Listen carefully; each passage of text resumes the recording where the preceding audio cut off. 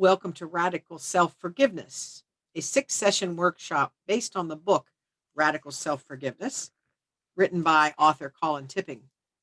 I'm Rebecca Harmon, your instructor, and this is our fourth session. Just to recap, I think probably everyone's got this down now, but this is the textbook we're using. It's the book Radical Self Forgiveness by Colin Tipping. I have it here in paperback. It's available from Amazon.com, Barnes and Noble's website, and in many libraries across the country. Each week, the slides that I share in the class are saved as a PDF handout, and that is available on the link that you have below the video that will give you access to the handouts. In those handouts, if there are any videos or other URLs that we go over in the lecture or go over in class, those will be available to you to click and access. I'm recording these lectures separately. I do not record the actual class sessions because I believe them to be private, sacred times and spaces, and that anything anyone shares, I want to respect that privacy. So I record these lectures without a class and make them available so that if anyone misses a class or simply cannot attend at the time we're offering the class, they can still access the content. And lastly, I am a licensed spiritual practitioner with CSL Greater Pittsburgh. And CSL Greater Pittsburgh and I are offering this workshop session on a love offering basis. You can see that the words love offering are hyperlinked. If you're curious about exactly what that means, you can go to that website and check out just a brief explanatory summary of what that is. And you have a couple of options for contributing if you see fit to do so. You can send us a check or you can log in to our PayPal portal there on our website and share with us that way. So in the live class at this point, I would ask if anyone had questions from the previous week. And I would hope that if you're watching this video recording, that if you have any questions, you'll reach out to me by email. And my email is listed on the first slide of this presentation as well as at the end. This week, we're going to start chapter 6. And chapter 6, we really start digging into some deeper work here. We're going to be introduced to the 3 letters process. And the 3 letters process that Colin Tipping writes about is a very powerful tool to help us move through those 5 stages of radical forgiveness and self-forgiveness. He recommends that we only write 1 letter every other day. And I think as we get into this, it will make sense. This is deep spiritual work. So you're going to write a letter, write one of your letters, and then wait a day before you write another letter. It's important as well to know that we're not writing these letters to send them. We're writing them to kind of purge things from our own consciousness and from our own, things that we're holding on to. So these aren't letters that we're going to write to send. These are letters that we're writing just to get the words out on paper. So let's look at what these letters are. The victim letter. The first letter that you're going to write to the perpetrator. And we're in a self-forgiveness exercise here, so we are going to write this to ourselves. And we're going to describe in detail how much we have suffered because of all the things that we have done. We're going to let it all out. We're going to say exactly how much this has messed things up in our lives. And we're going to allow ourselves to rage, to be angry, to shame ourselves, to be disappointed and sad. All of those things are appropriate in this first letter. I suspect that when we write this first letter, we might feel very tired after writing it. And so we might not want to sit down and take this on until we have the latitude to perhaps take a nap or a walk in nature or spend some time alone after we get the letter written. The second letter is also a victim letter. We're going to write the letter again, but instead of being angry and disappointed and sad and indignant, we're going to write it from a place of compassion, from that heart space where we express understanding and compassion for ourselves. We're not letting ourselves off the hook for bad behavior. We're not making excuses. but we are opening our hearts to being more understanding about the circumstances, about where we were at that time in our minds and in our maturity. And we're going to write that letter again. The stages of forgiveness and radical forgiveness, stages 1, 2, and 3, align with these letters. So, letter number 1, the angry letter, will align with telling the story and feeling the feelings. So, we're going to work through telling everything that happened and feeling all that anger and rage and upset. So, that's the first 2 steps in the radical forgiveness and the radical self forgiveness process. Letter 2 moves us into the third step, which is collapsing that story. So, we're starting to just acknowledge the story, but look at it in a different way. Look at it through the eyes of compassion. Letter number 3 is written to the perpetrator. Now, again, this is self forgiveness, so we're writing still to ourselves. Now we're going to acknowledge that we have come to see the circumstances from a whole different perspective. Now, I'm going to pause right here and explain something. When I was first introduced to the radical processes, I thought this was the biggest bunch of hooey I had ever heard. And I really struggled with it. I struggled to wrap my head around it. I have come to understand that you don't have to, and I said this in the first class, you may remember, I said you can even be skeptical, and if you just hang in there, acknowledge that you're skeptical and do the work through the process, follow the method, you will still achieve healing. And that's true. What I have come to understand about this next step that I'm going to share and describe for you is that it doesn't matter whether I believe it to be the absolute truth or not. It is a method in which I can consider the circumstances through a different lens. And in considering the circumstances through a different lens, I have the opportunity to allow healing in.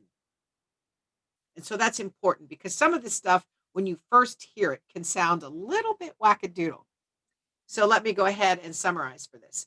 In this third letter, again, we're writing to ourselves as the perpetrator of our pain. We're going to acknowledge that we've come to see the circumstances from a entirely different perspective. We're going to say, I understand that these actions were divinely planned and that they all happened for a reason.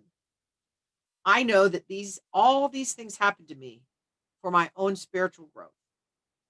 I'm going to, in this letter, acknowledge that I invited these circumstances into my experience before I even was born. And I'm going to allow myself to consider that nothing bad ever really happened. And so there is nothing to forgive. This is why it's called radical, because that is a really far stretch when we're first walking into these waters. This is the fourth stage of radical forgiveness. It's called reframing the story. And again, I think it's worth reiterating. Some of us, and I was in that camp, I had a really hard time when I first encountered this step buying into it because I thought, oh, for heaven's sakes. But I realized when I allowed myself to just walk through the process without judging it too harshly, on the other side of it, not only did I achieve healing, but I realized it was just a tool. Playing make believe with this process, if you want to look at it that way. Allowing myself to, okay, what if I allowed myself to think this? It enabled me to totally reframe the way I was looking at things. And that, I think, is the whole heart of that matter. So I encourage you to allow yourself some space and some latitude to settle into this if this makes you recoil the way it did for me. And I suspect some others as well. The author tells us that all forgiveness is fake it till you make it. And so we will likely have to fake a significant portion of letter number 2, and that's okay. And we'll have to probably fake a significant portion of letter number 3, and that's okay too, because we're going to fake it till we make it. Because on the other side is the beginning of healing and restoration. This drastic step, I call it drastic step, letter number 3. It's if you've never done this is going to sound like a far out claim. But sometimes the action of writing that third letter will transform that situation in your life immediately.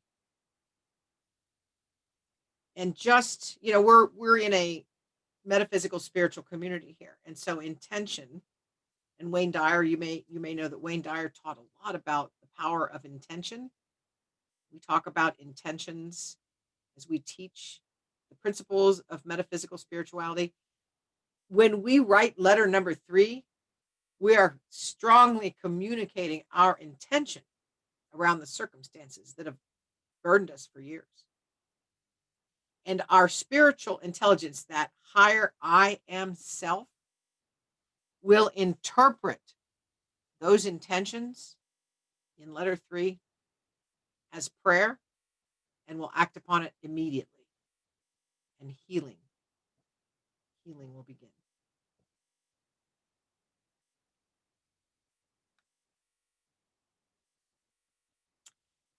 We're going to then repeat the letter writing process. So we've written letter 1, 2, and 3 as the victim. We're going to do this again, letters 1, 2, and 3 as the perpetrator. Now, because it's self-forgiveness,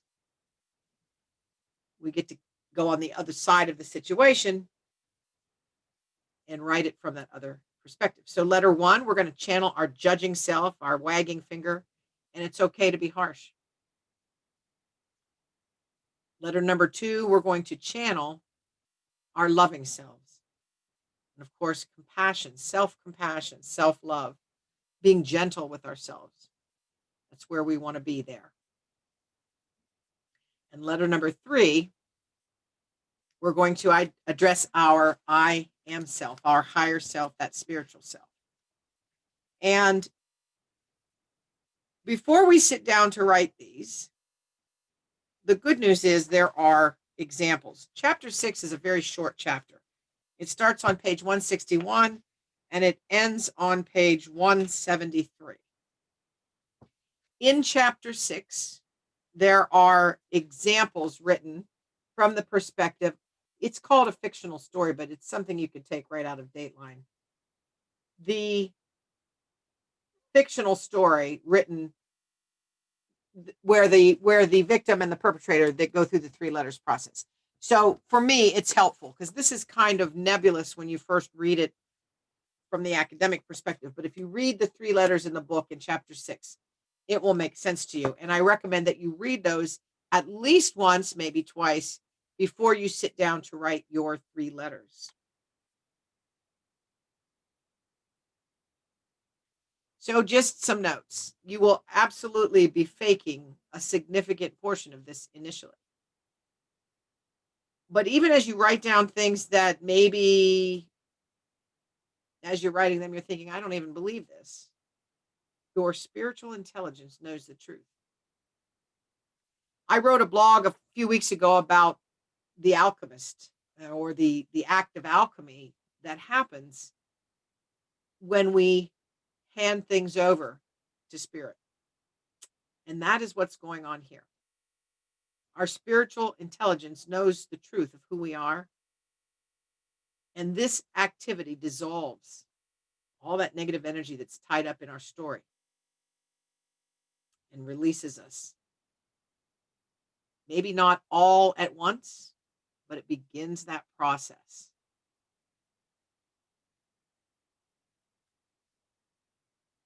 The next thing I want to do is share a short 10-minute video on self-forgiveness. So since you're watching this recording, I'm going to ask you to pause this video, and then in the handout, click on the link that says video and go watch this TED Talk on self-forgiveness. And when you're done, go ahead and come back and we'll talk about it on the other side. That young man had a powerful story, and I'm glad that he's able to share it with the world.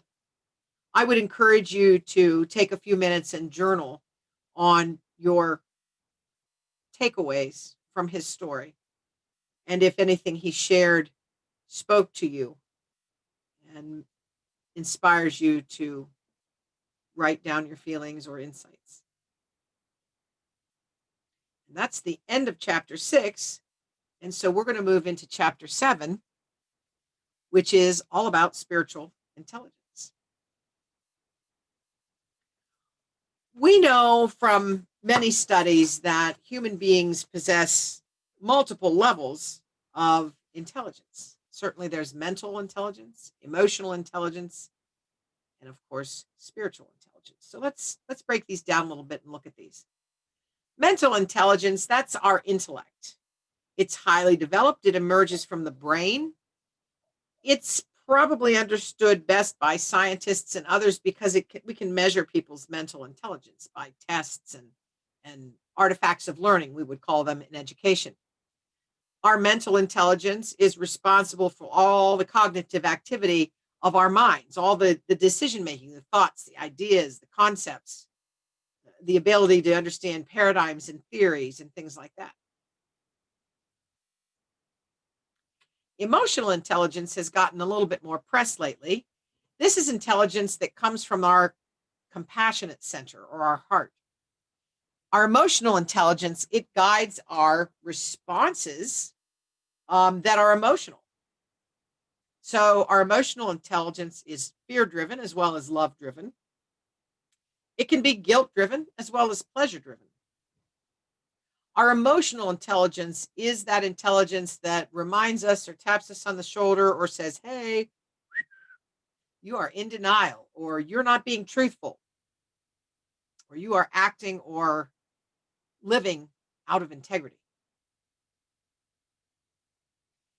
The emotional intelligence in each of us allows us to relate to each other on more than just a factual level, but on that heart level, on that heart connection.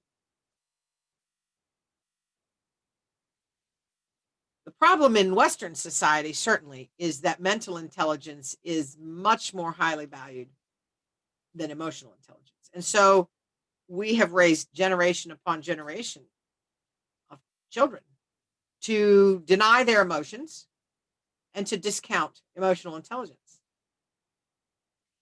There is a flip side, though. We don't want to allow our emotions to override our intellect because then we start seeing things like prejudice, and false beliefs, and bigotry, and rigidity and inflexibility. And we can convince ourselves to believe what we want to believe and not what is sensical, logical, or truthful.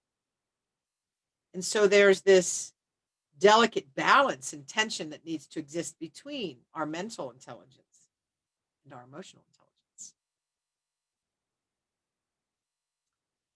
And now we come to the spiritual intelligence, which really is what we're digging for here in a class in a spiritual center. And it really is at the core center of the healing that we're working toward in the forgiveness work that we're doing. Our spiritual intelligence, and if you remember that diagram we did back in class 1, our spiritual intelligence, it emerges from our I am self. That I am self, you may remember, is out in that soul layer. It was not in the close layer with all the human selves, but that I am self resides out in that soul layer. It's much more subtle. Our spiritual intelligence is much more subtle than our mental and emotional. It operates very often below our level of awareness, but it knows the truth of who we are. And as I said when I first introduced it, it is what is always connected. It is that part of us that's always connected to the divine. So, what I'd like to do is discuss this statement from the book. Our bodies are the antennae for our spiritual intelligence. So since you're watching this recording and we're not in class, I'd like you to read that statement again and pause the video and do some journaling about what you think that means or what it means to you. So go ahead and pause the video, and when you're done, come back.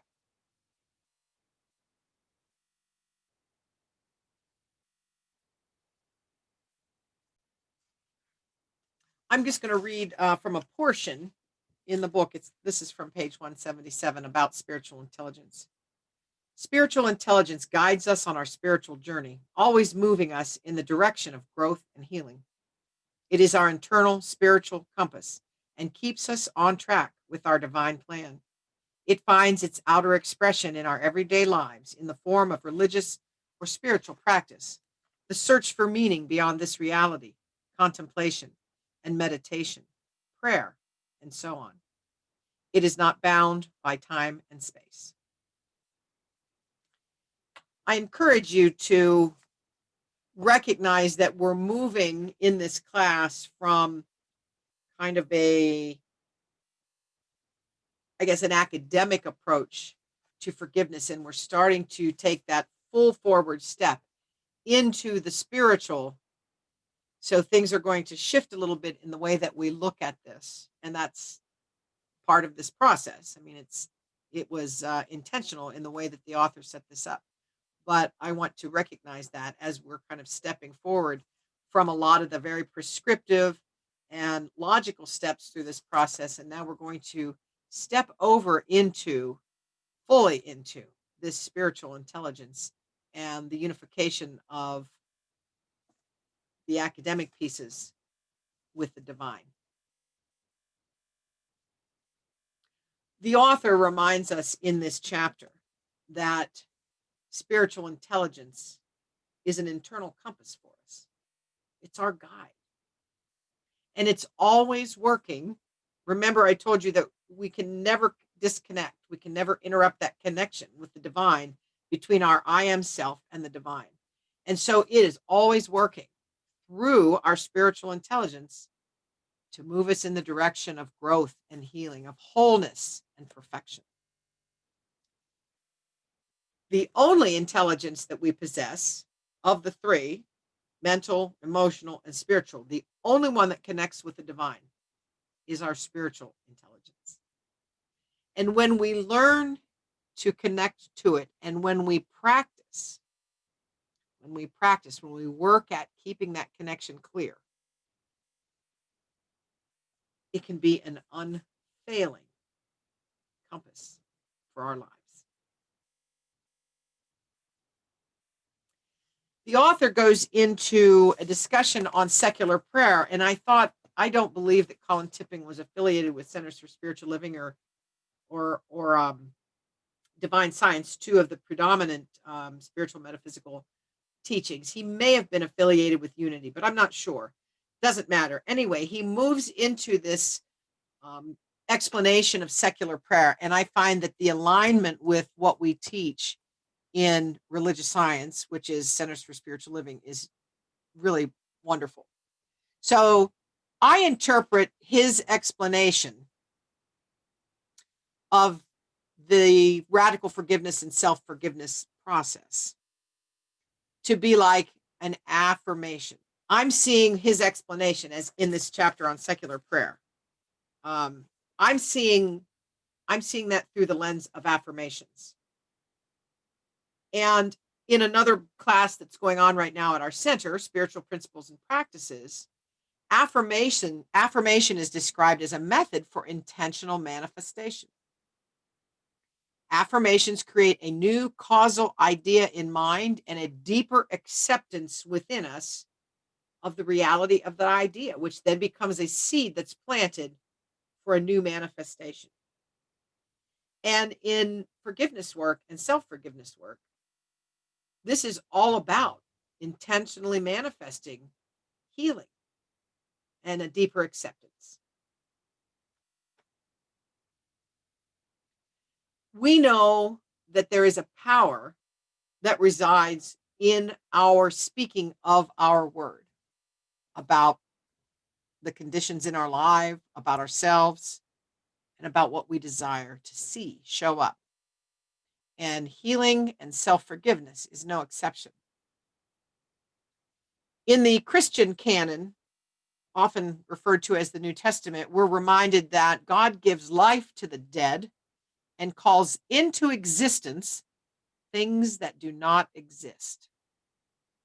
Florence Scovel Shinn, one of my favorite metaphysical writers from the early 20th century, wrote the following: I now have the single eye of spirit and see only completion.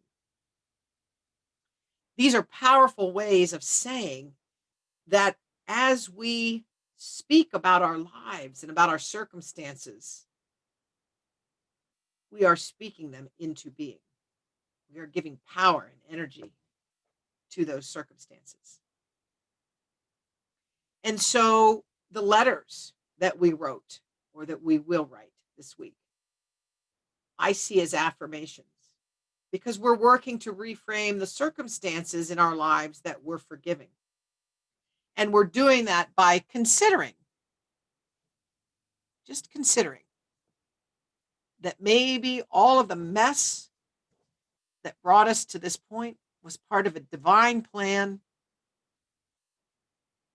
set forth specifically for our learning and growth. We're working with a little bit of an affirmation. It's an affirmation that works on healing our wounds.